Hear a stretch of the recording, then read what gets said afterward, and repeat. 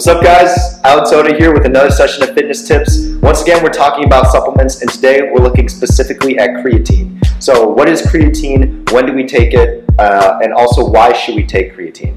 So second to protein powder, creatine is probably the #1 supplement that you need to be taking in order to help you gain more muscle, in order to build more muscle mass. And that being said, creatine is one of the most studied supplements in the industry. So even though protein's been around for a long time, creatine's been around for a long time, it's been frequently studied and there has been a lot of research done on this. So I could say a lot of this information with full confidence.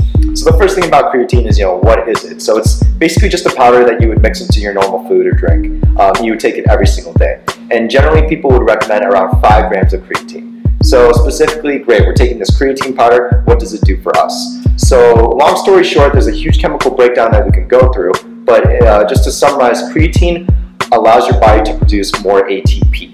And ATP is your body's way of creating energy and expending that energy. Without ATP, essentially, we wouldn't be producing enough energy to finish through our workouts. So creatine basically enables our body to produce more ATP, and that means longer workouts, being able to go harder in your workouts, and being able to build more muscle as a result. So that being said, it's not enough to just be taking creatine every day to expect to gain muscle. It's when you're working out very hard, you can take creatine, it will let you work out harder for longer periods of time, and you're going to be able to build more muscle as a result. So great, we know what creatine does, we know how much to take. When should you take your creatine? So essentially, studies have been shown that you can take creatine pretty much anytime throughout the day. There have been some studies that have suggested maybe you should take a little bit in the morning, a little bit in the afternoon, but the differences are very little. So traditionally, I take creatine in the morning when I wake up with my first protein shake. Once that's in your body, it's great, you're doing your exercises, you're able to produce ATP and use that creatine for growth. Now, one thing I should definitely mention is when you're taking creatine, you may experience a little bit of bloating. That's because creatine allows your body to absorb more water within its muscular walls. With that being said, normally when you take creatine, you'll start putting on some weight, but it's good weight.